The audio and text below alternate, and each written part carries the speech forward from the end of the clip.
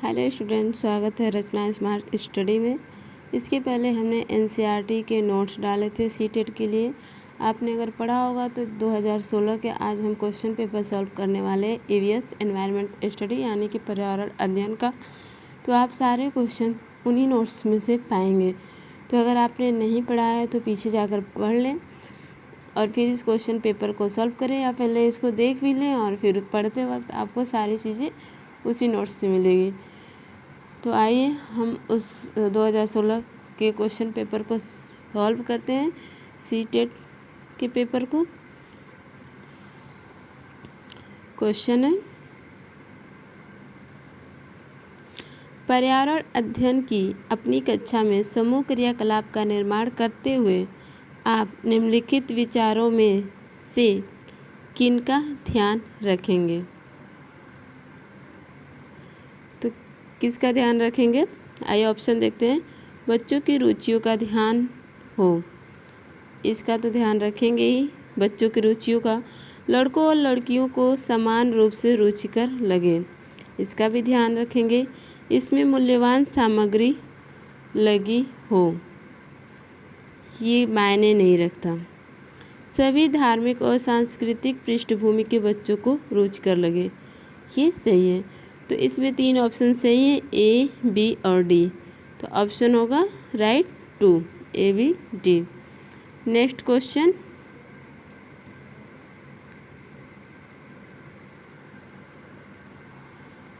निम्नलिखित सभी कथन पर्यावरण अध्ययन में सामूहिक रूप से क्रियाकलापों में संलग्न शिक्षकों और विद्यार्थियों के पक्ष में तर्क प्रस्तुत करते हैं। केवल एक कथन को छोड़कर, वह कथन कौन सा है? बच्चे परस्पर सामंजस्य और सहयोग करना सीखते हैं, ये सही है। बच्चे दूसरे बच्चों से बात और बहस करने से अधिक सीखते हैं, ये भी सही है। समूह क्रियाकलापों की वजह से बच्चे अंक उपलब्धि में अच्छा सुधार प्रदर्शित करते हैं, सही है। और ये चौथा है, प्रौढ़ों के समर्थन से बच्चों को अपनी क्षमता से अधिक ज्ञान के निर्माण में सहायता मिल सकती है। सही तो है ये, पर ये स्कूली वातावरण से अलग है।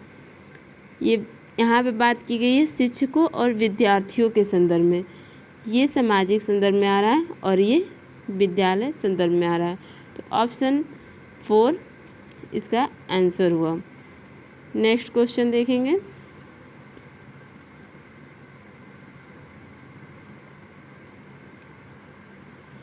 समूह कार्य से पर्यावरण अध्ययन कर रहे बच्चों की सामाजिक व्यक्तिगत विशेषताओं के आकलन के लिए निम्नलिखित में से कौन सा उपकरण सर्वाधिक उपयुक्त होगा?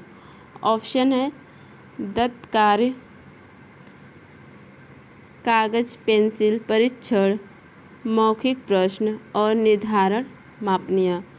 इसमें सर्वाधिक उपयुक्त होगा तो सामाजिक व्यक्तिगत विशेषता का आकलन करना है, तो इसका ऑप्शन राइट है मौखिक प्रश्न, क्योंकि ये सामाजिक व्यक्तिगत विशेषता को इंगित करता है। नेक्स्ट क्वेश्चन, नीचे पौधों के बारे में बच्चों के कुछ सहजानुभूत विचार दिए गए हैं, इनमें से कौन सा विचार वैज्ञानिक दृष्टि से ठीक है?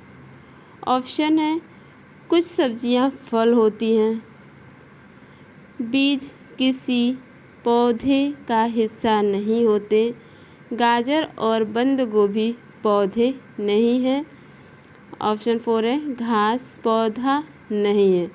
इसका राइट आंसर है 1, कुछ सब्जियां फल होते हैं।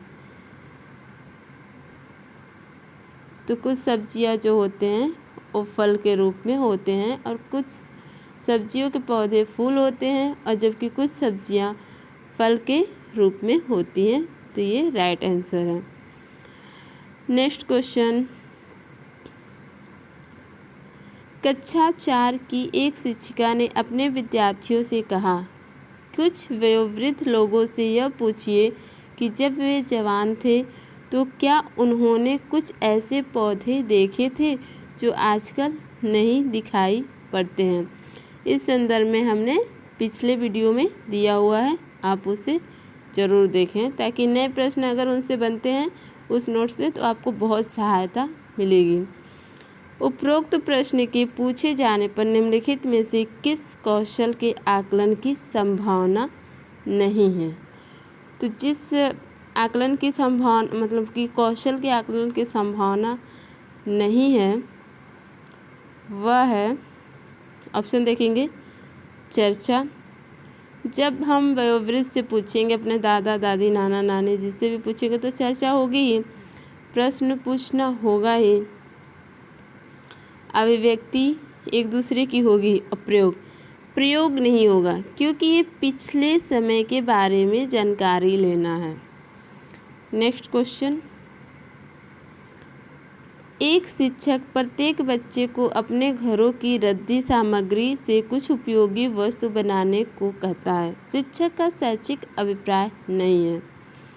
ऑप्शन है, कूड़े से बनी श्रेष्ठ वस्तुओं की प्रदर्शनी आयोजित करना, कक्षा के श्रेष्ठ विद्यार्थियों के बारे में निर्णय करना।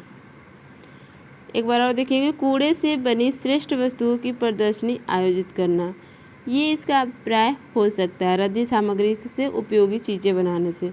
कक्षा के श्रेष्ठ विद्यार्थियों के बारे में निर्णय करना, ये नहीं होगा। बच्चों में सृजनशीलता का विकास करना, ये होगा।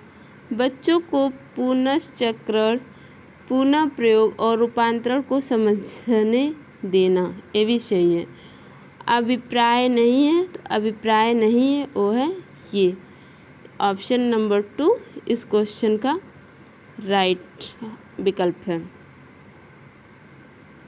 नेक्स्ट क्वेश्चन, निम्नलिखित प्रश्नों को पढ़िए। मैंने क्रियाकलाप की योजना कितनी अच्छी बनाई। मैंने योजना का अनुसरण कितना अच्छा किया। मेरी शक्तियाँ क्या थीं। मुझे सचमुच कठिन क्या लगा। ऊपर दिए गए 4 प्रकार के प्रश्नों के उत्तरों से होगा क्या होगा। ऑप्शन है, बच्चों और शिक्षकों दोनों का स्व आकलन। ये जितने सारे ऑप्शन दिए गए हैं उसमें जो भी व्यक्ति हो, शिक्षक हो या छात्र हो, अभ्यर्थी हो, मैंने, मेरी, मुझे, सभी अपने आप को इस जगह पर रख सकते हैं। तो इसमें स्व आकलन का भाव आ रहा है। शिक्षक द्वारा समग्र आकलन, इतने से समग्र आकलन नहीं हो सकता। बच्चों का स्व आकलन, मैंने का भाव है तो सिर्फ बच्चे का नहीं होगा, दोनों का होगा। शिक्षकों का स्व आकलन कोई एक है नहीं, तो राइट आंसर है 1, बच्चों और शिक्षकों दोनों का स्व आकलन। नेक्स्ट क्वेश्चन है, पर्यावरण अध्ययन की पाठ्य पुस्तक में प्रयुक्त भाषा क्या होगी। ऑप्शन देखेंगे, परिभाषाओं पर बल देते हुए औपचारिक बनाई जानी चाहिए। बिल्कुल नहीं, परिभाषाओं पे बल नहीं देना है क्योंकि करके सीखना है, प्रत्यक्ष ज्ञान लेना है। नेक्स्ट है, तकनीकी और औपचारिक होनी चाहिए। जब तक सहजता नहीं होगी तब तक ये ज्ञान आसानी से फिट नहीं बैठेगा।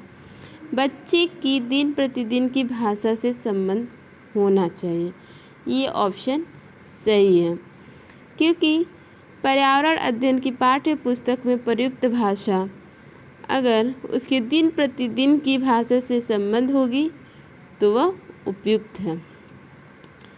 तो आंसर है आंसर 3, ऑप्शन 3। नेक्स्ट क्वेश्चन देखेंगे 68 के बाद 69। एक शिक्षक अपने विद्यार्थियों को विभिन्न पशुओं के चित्र देता है और उन पशुओं पर रंग भरने को कहता है जो हमारे घरों में नहीं रहते। इस क्रियाकलाप का उद्देश्य है। ऑप्शन देखेंगे क्या उद्देश्य है। तो ऑप्शन है सृजनात्मकता का विकास करना। तो सृजनात्मकता का विकास होगा। अवलोकन का विकास करना, ये भी होगा। वर्गीकरण कौशल का विकास करना, ये भी होगा। डाटा संग्रह का विकास करना, ये नहीं होगा। तो इसका ऑप्शन जो है वो सही है, ए बी सी।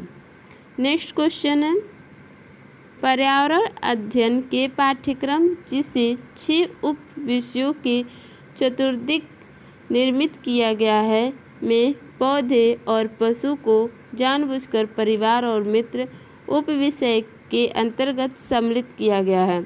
इसके लिए निम्नलिखित में से एक कारण को छोड़कर से सभी कारण हो सकते हैं। वह एक कारण कौन से हैं। तो इसका ऑप्शन देखेंगे को एक कारण कौन से हैं। ऑप्शन 1 विद्यार्थियों को विज्ञान के दृष्टिकोण से पौधों और पशुओं को समझने में सक्षम बनाना। ऑप्शन 1 राइट आंसर है। तो बाकी को देखना ही नहीं, आप देख लें, रोक करके पूछ करके देख लें। नेक्स्ट क्वेश्चन पर्यावरण अध्ययन के शिक्षण अधिगम में सर्वेक्षण का उद्देश्य है। क्या उद्देश्य है। ऑप्शन है समुदाय के साथ अन्योन्य क्रिया का अवसर प्रदान करना, सही है। बच्चों को विभिन्न लोगों के प्रति संवेदनशील बनाना, ये भी सही है। हमने जो भी लेसन एनसीईआरटी के पढ़े हैं क्लास 3, 4, 5 के, उसमें ये सारी चीज़ें हमने बताई हुई हैं, आप उसे ज़रूर एक बार देखें। नेक्स्ट है सूचना को प्रत्यक्ष प्राप्त करने के अवसर प्रदान करना, ये भी सही है। आकलन के एक अवसर के रूप में इनका उपयोग करना, ये भी सही है। तो ऑप्शन 2 करेक्ट है। पर्यावरण अध्ययन के शिक्षण अधिगम में सर्वेक्षण का उद्देश्य, ये ABCD सारे हैं। नेक्स्ट क्वेश्चन शिक्षक द्वारा प्रदर्शित एक कटोरे में पानी उबालने और उसका वाष्पीकरण हो जाने के प्रयोग को देखने के बाद 7-8 वर्ष के बच्चों के द्वारा दिए गए उत्तर इस प्रकार हैं। पानी गुम हो गया, कटोरे ने पानी सोख लिया, आग ने पानी पी लिया, भगवान ने पानी पी लिया। अब इससे संबंधित जो क्वेश्चन है वह देखेंगे। क्वेश्चन है ये उत्तर बच्चों और उनके विचारों के बारे में क्या बताते हैं। ऑप्शन वाष्पीकरण के बारे में बच्चों के विकल्पी विचार, मतलब बच्चों के अपने अपने विचार व्यक्त करते हैं, ये बताते हैं। तो ऑप्शन 1 राइट है। नेक्स्ट क्वेश्चन 73 शिक्षक को इन उत्तरों का सामना किस प्रकार करना चाहिए। ऑप्शन देखेंगे बच्चों को बता दें कि वे गलत हैं, बिल्कुल नहीं। जल चक्र का एक मानक चार्ट प्रदर्शित करें, अभी उनका लेवल कम है तो वो नहीं समझ पाएंगे। वाष्पीकरण की परिभाषा दें और बच्चों को उसे याद रखने के लिए कहें। बच्चे अनुभव से सीखें तो सही है। लास्ट ऑप्शन है उनके विचारों तक पुनः पहुंचने के लिए एक चर्चा प्रारंभ करें। ऑप्शन 4 राइट आंसर है। नेक्स्ट क्वेश्चन वाष्पीकरण विषय पर बच्चों की विविध सोच का आकलन करने के लिए निम्नलिखित में से कौन सा प्रश्न एक नमूना हो सकता है। ऑप्शन है जल चक्र के 5 लाभ लिखिए, ये नमूना नहीं होगा। क्या होता यदि जल चक्र होता ही नहीं, ये नमूना हो सकता है कि क्या होता अगर जल चक्र होता ही नहीं। ये जब क्वेश्चन बनेंगे तो बच्चे बहुत रुचि लेंगे और विभिन्न विभिन्न चीज़ें अपनी प्रस्तुत करेंगे। नेक्स्ट क्वेश्चन 75, निम्नलिखित में से कौन से राज्य जम्मू और कश्मीर के पड़ोसी राज्य हैं? तो राज्य हैं, ऑप्शन देखेंगे, हिमाचल प्रदेश, उत्तराखंड नहीं। ऑप्शन 2 हिमाचल प्रदेश और पंजाब, ये जम्मू कश्मीर के पड़ोसी राज्य हैं। नेक्स्ट क्वेश्चन 76, प्रत्येक स्थान के नाम के साथ उस क्षेत्र में बनाए जाने वाले सामान्य घरों के सही विवरण का मिलान कीजिए। तो विवरण है, इसको हमने बहुत ही अच्छे ढंग से आपको पिछले नोट्स यानी कि एनसीईआरटी क्लास करके दिया हुआ है। 10 वीडियो हमने बनाए हैं क्लास 3, 4, 5 के। आप उन 10 को देखिए और फिर सॉल्व कीजिए, आपको सारे क्वेश्चन उसी से मिलेंगे। मनाली स्थान है और घर कैसा होगा? लकड़ी से बने ढालू छत वाले। तो कहाँ है लकड़ी से बने ढालू छत वाले? तो ये है पत्थर और लकड़ी से बने ढालू छत वाले घर मनाली में होते हैं। राजस्थान, ये मनाली। अब राजस्थान का देखेंगे, राजस्थान के घर कैसे होते हैं? मिट्टी के घर जिनकी छतें कटीली झाड़ियों से छाई होती हैं।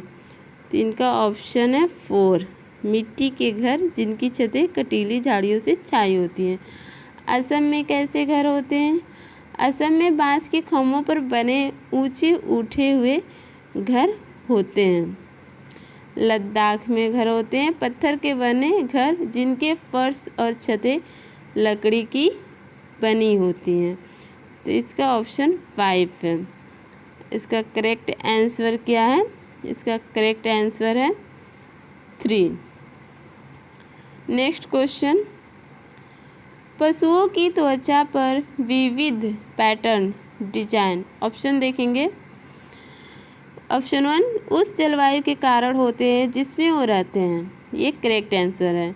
पशुओं की त्वचा पर विविध पैटर्न या डिजाइन जो भी होता है वह उनके रहने वाले स्थान के जलवायु के अनुकूल होता है।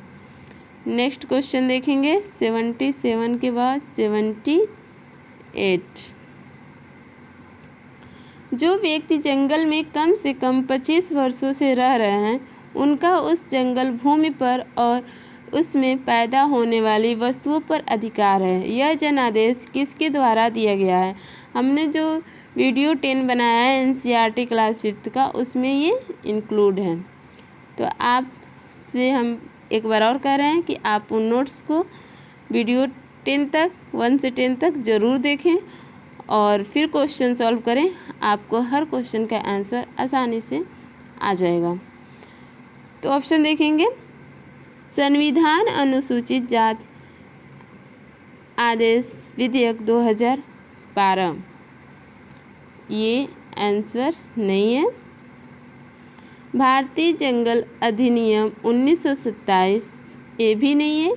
जंगल अधिकार अधिनियम 2007, तो आंसर है जंगल अधिकार अधिनियम 2007 के अनुकूल। मतलब इसमें बताया गया है कि 25 वर्षों तक जो इंसान वहाँ पर रह जाएगा जंगल क्षेत्र में, उसका उस जंगल भूमि पर और वहाँ के संसाधनों पर उसका पूर्ण अधिकार हो जाएगा और उसकी सुरक्षा व्यवस्था वो स्वयं देखेंगे। नेक्स्ट क्वेश्चन 79, निम्नलिखित में से मच्छरों द्वारा फैलने वाले रोगों का समुच्चय कौन सा है? तो मच्छरों से जो फैलने वाला है वह रोग है डेंगू, मलेरिया, चिकनगुनिया। इसको भी हमने नोट्स में इंक्लूड किया है। नेक्स्ट क्वेश्चन, घटपर्णी पौधा निफेंथिस के बारे में है। तो उसका ऑप्शन देखेंगे कौन सा सही है। का मुंह छोटी छोटी कटियों से ढका होता है? नहीं, भारत में नहीं पाया जाता है। मेढकों कीड़े मकोड़ों और चूहों को चालाकी से फंसाकर खा जाता है। ये आंसर सही है। घटपर्णी पौधा निफेंथिस मेढकों, कीड़े मकोड़ों और चूहों को चालाकी से फंसाकर खा जाता है, क्योंकि ये ऐसे बना होता है और इस पे यहाँ पे ढक्कन लगा होता है और इससे एक आकर्षक गंध निकलता है, जिससे कीड़े मकोड़े आकर्षित होते हैं और जाकर उसमें फंस जाते हैं। नेक्स्ट क्वेश्चन है, नीचे दिए गए खाद्य पदार्थों के किस समुच्चय में लौह तत्व प्रचुर मात्रा में होता है? तो लौह तत्व प्रचुर मात्रा में होता है आंवला, पालक, गुड़। पहला ऑप्शन ही करेक्ट है। इनमें लौह तत्व यानी कि आयरन की मात्रा अधिक पाई जाती है, आंवला, पालक और गुड़। नेक्स्ट क्वेश्चन 82, हमारे देश के लगभग सभी भागों में मिर्च का उपयोग भोजन पकाने में किया जाता है। हमारे देश में मिर्च को लाने वाले व्यवसायी आए थे। तो व्यवसायी कहाँ से आए थे? दक्षिण अमेरिका से। नेक्स्ट क्वेश्चन, पुर्तगालियों के माध्यम से हमारे देश में मिर्च आया था, यानी कि भारत में आया था। नेक्स्ट क्वेश्चन 83, निम्नलिखित में से कौन सा पक्षी कैक्टस पौधे के कांटों के बीच अपना घोंसला बनाता है? तो फाफ्ता पक्षी। ये भी नोट में हमने दिया हुआ है, आप ज़रूर उस नोट्स को देखें। 10 के 10 वीडियो देख जाएं, फिर क्वेश्चन सॉल्व करें। आपका पूरा सीटेट एनवायरनमेंट स्टडी खुद ब खुद तैयार हो जाएगा। फाफ्ता पक्षी कैक्टस पौधे के कांटों के बीच में अपना घोंसला बनाता है। नेक्स्ट क्वेश्चन, किसी पशु के विषय में नीचे दिए गए विवरण को पढ़िए और उस पशु को पहचानिए। यह भालू जैसा दिखता है परंतु भालू नहीं है। यह दिन के लगभग 17 घंटे वृक्षों की शाखाओं से उल्टे लटक कर सोता है।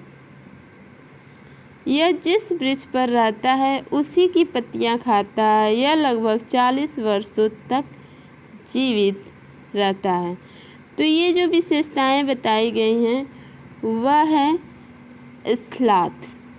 स्लॉथ दक्षिण अमेरिका में मिलने वाला शाकाहारी जीव है, जो पेड़ों पे ही रहकर अपना जीवन यापन करता है और एक बार हफ्ते में नीचे उतरता है शौचालय के लिए। नेक्स्ट क्वेश्चन 85, नीचे दिए गए जीवों के समूहों में से किनकी दृष्टि श्रेष्ठ होती है तथा वे मनुष्यों की तुलना में 4 गुनी अधिक दूरी की वस्तु को देख सकते हैं? तो 4 गुनी अधिक दूरी को देख सकते हैं, वो हैं चील, गरुड़, गिद्ध। जैसे कि हम 2 किलोमीटर देख सकते हैं, हमारी अपेक्षा ये 4 गुना अधिक देखेंगे, यानी कि हम 2 और ये 8 किलोमीटर अधिक देखेंगे। नेक्स्ट क्वेश्चन है 85, 86। नेक्स्ट क्वेश्चन देखिए, नीचे दिए गए खेती करने के विवरण को पढ़िए और इस ढंग की पहचान कीजिए। एक फसल को काटने के पश्चात खेत को कुछ वर्षों के लिए खाली छोड़ दिया जाता है, उसमें कुछ भी नहीं उगाया जाता है। इस भूमि में बांस या अन्य खरपतवार जो भी कुछ उग जाता है उन्हें उखाड़ा नहीं जाता, काटकर जला दिया जाता है। यह राख भूमि को उर्वर बनाती है। जब यह भूमि खेती के लिए तैयार हो जाती है तब उसे हल्का सा खोदा जाता है, भूमि को जोता नहीं जाता और उस पर बीज छिड़क दिया जाता है। ये खेती, जिस खेती की शैली है वह है झूम खेती। किसकी है? तो झूम खेती की है, जो कि हमारे भारत में पर्वतीय प्रदेशों में आज भी ये किया जाता है, जबकि इस पर अब रोक लग गई है। 87। नेक्स्ट क्वेश्चन, जब कोई सपेरा अपने वाद्य यंत्र बीन को बजाता है तो सांप उसकी ध्वनि पर अपने सिर को इधर उधर घुमाता है। आपके विचार से सांप वाद्य यंत्र के प्रति अनुक्रिया कैसे कर रहा है? ऑप्शन है उस वाद्य यंत्र द्वारा उत्पन्न कंपनों के प्रति अनुक्रिया करके। उस वाद्य यंत्र को सुनकर, उस वाद्य यंत्र की ध्वनि को सुनकर, जबकि वो ध्वनि नहीं सुन सकता, उस वाद्य यंत्र की गति को देखकर नहीं, वह अनुक्रिया कर रहा है वाद्य यंत्र के उत्पन्न कंपनों पे। ऑप्शन 1 सही है। Next question 88। परिवार एक इकाई होती है जिसमें माँ, पिता और उनके 2 बच्चे होते हैं, यह कथन है।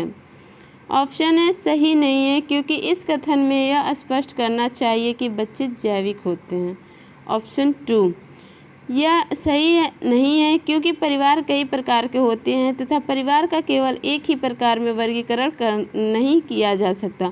ऑप्शन 2 सही है, क्योंकि ज़रूरी नहीं है कि एक परिवार में माँ, पिता और उनके 2 बच्चे ही हों। दादा दादी भी होंगे, बुआ, फूफा, वहाँ सब बहुत लोग होंगे, सारे रिलेटिव के होंगे, तो परिवार एक तरह के नहीं होते, इसलिए ये ऑप्शन। नेक्स्ट क्वेश्चन देखेंगे। मानव के पेट में आमाशय रस की प्रकृति डैश होती है और वह भोजन के पाचन में सहायता करता है। तो सहायता कैसे करता है? ऑप्शन देखेंगे। उभयधर्मी, उदासीन, अम्ली। वह सहायता करता है अम्ली प्रकृति के माध्यम से। नेक्स्ट क्वेश्चन है, क्योंकि अम्ल ही भोजन को पचाता है। नेक्स्ट क्वेश्चन है लास्ट क्वेश्चन। कक्षा 3 के एक शिक्षक ने अपने बच्चों को निम्नलिखित पेड़ों पौधों की पत्तियों को विभिन्न वर्गों में वर्गीकृत करने को कहा, जैसे नींबू, आम, तुलसी, पुदीना, नीम, केला आदि। कुछ विद्यार्थियों ने पत्तियों का वर्गीकरण इस प्रकार किया। ऑप्शन है दवाओं के गुणों वाली पत्तियाँ और दवाओं के गुण से रहित पत्तियाँ। बी है बड़ी पत्तियाँ और छोटी पत्तियाँ। शिक्षक ने समूह ए को सही माना और समूह बी को गलत। निम्नलिखित कथनों में से कौन सा कथन अधिगम प्रतिबिंबित करता है? ऑप्शन देखेंगे। यह क्रियाकलाप पत्तियों से सूचना ग्रहण करने पर केंद्रित है, जिसका भिन्न अर्थ लगाया जा सकता है। बच्चे बहुत प्रकार के संदर्भों को कक्षा में ले जाते हैं, जिसकी सराहना होनी चाहिए। अपने अनुभव पर निर्भर करते हुए बच्चे वर्गीकरण के बहुत से तरीकों का उपयोग कर सकते हैं। वर्गीकरण का कार्य बहुत विशिष्ट और स्तरीकृत है तथा इसका एक ही उत्तर सही है। जी नहीं, एक ही उत्तर सही नहीं है, ये ऑप्शन गलत है। लेकिन बच्चों ने अपना जो प्रस्तुत किया है वह है यह क्रियाकलाप पत्तियों से सूचना ग्रहण करने पर केंद्रित है, तो ये तो सही है। बच्चे बहुत प्रकार के संदर्भों को कक्षा में ले आते हैं, जिसकी सराहना होनी चाहिए। विषय अपने अनुभव पर निर्भर करते हुए बच्चे वर्गीकरण बहुत से तरीकों का उपयोग कर सकते हैं। जी बिल्कुल कर सकते हैं, लेकिन इस क्वेश्चन के हिसाब से कथन अधिगम जो है एक को सही और एक को गलत कहना शिक्षक के द्वारा गलत है। ऑप्शन 4 सही है। स्टूडेंट, अगर हमारी ये वीडियो आपको अच्छी लगी हो तो लाइक करें, सब्सक्राइब करें, शेयर करें और कोई सुझाव देना चाहते हैं तो प्लीज़ कमेंट करें।